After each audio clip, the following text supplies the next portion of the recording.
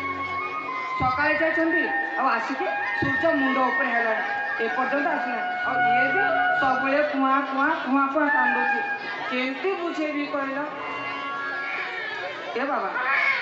टिके तो नहीं जमा देखिबू तो बाबा सरे सरे फेरी आसिबे तो बाबा परा कहू एटा पाखु जाइछ तू पर आज बड़ी शुभ दिन माँ लक्ष्मी को पूजा दिन जन्म होइछ ए माँ सही जा धन धुम तना ना ना धुम तना ना धुम तना